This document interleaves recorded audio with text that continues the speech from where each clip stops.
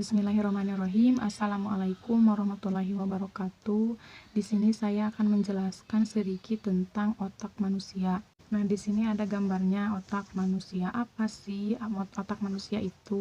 Otak manusia itu yaitu salah satu organ yang mempunyai anatomi yang memiliki fungsi yang paling canggih. Nah, anatomi otak manusia itu terdiri dari bagian otak besar, bagian otak kecil, susunan saraf yang saling bekerja sama dalam satu mekanisme yang rumit tetapi saling berjalan secara efektif.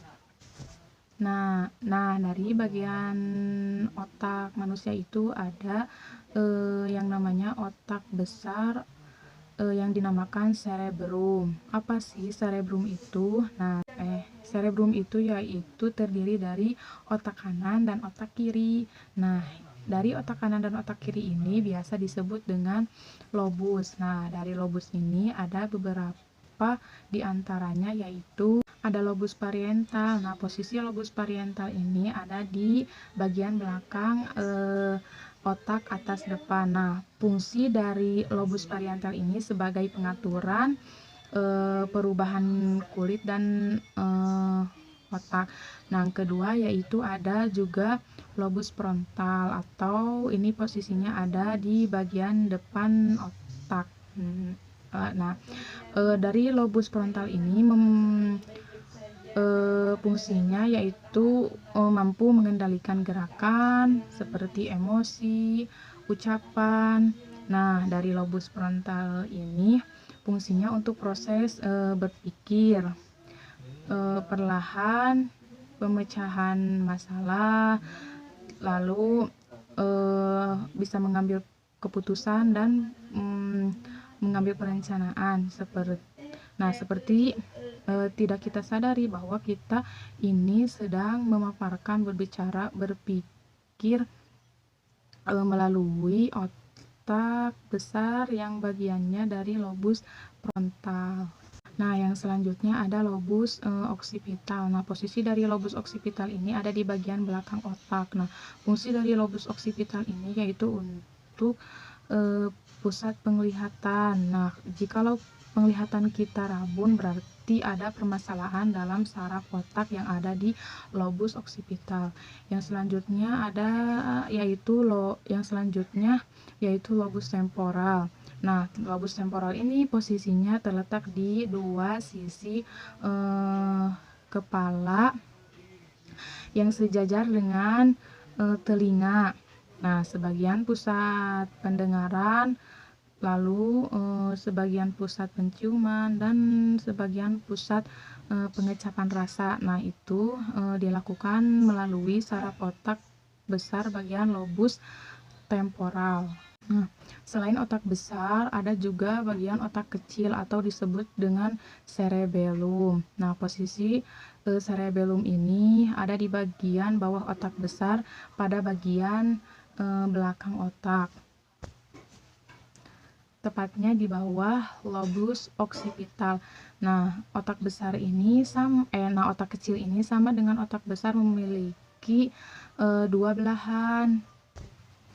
Nah, otak kecil ini memiliki fungsi untuk mengatur keseimbangan motorik kasar ataupun motorik halus dan gerakan-gerakan tangan atau kaki secara seimbang dan terkoordinasi.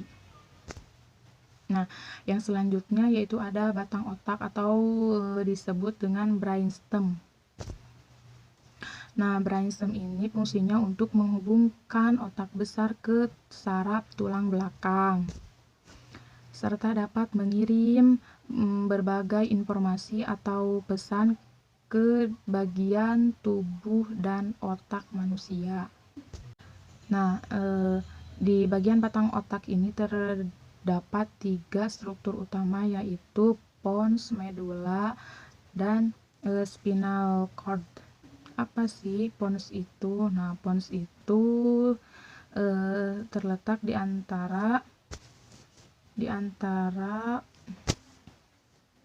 di antara otak tengah dan medula. Nah, fungsinya ini untuk mengatur pernapasan kita. Jika kita lagi bernapas, berarti kita menggunakan batang otak bagian pons ini.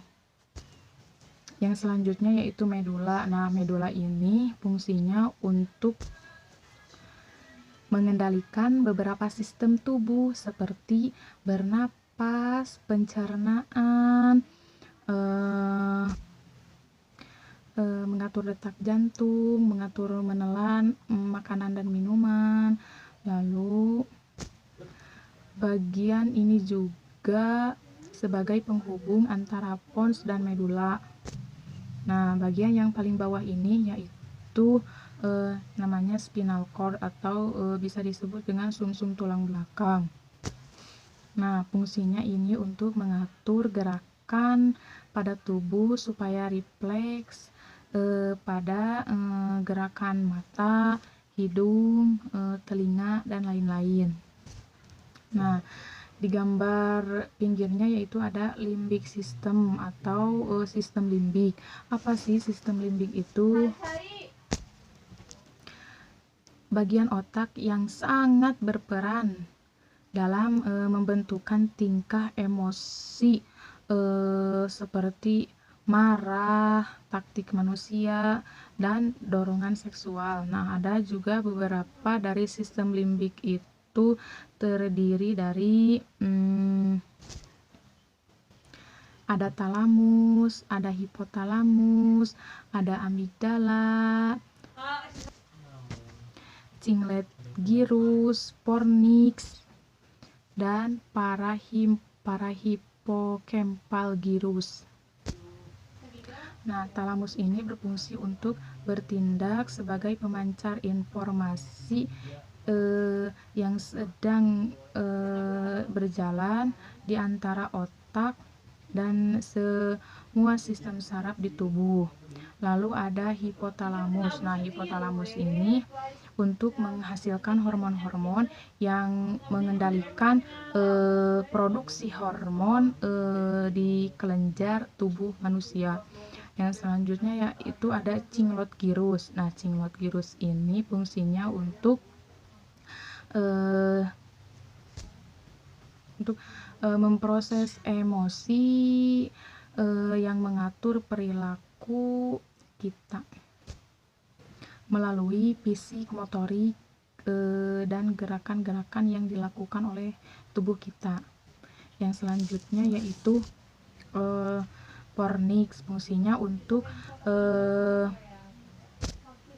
menghubungkan seperangkat serabut saraf otak yang terlibat dalam emosi, lalu motivasi, dan ingatan manusia dalam jangka waktu yang panjang. Yang selanjutnya yaitu parahipocampus gyrus. Nah, itu mungkin dari bagian sistem limbik. Alhamdulillah, terima kasih sebelumnya saya udah menjelaskan sedikit tentang otak manusia. Sebelum dan sesudahnya, terima kasih banyak. Wassalamualaikum warahmatullahi wabarakatuh.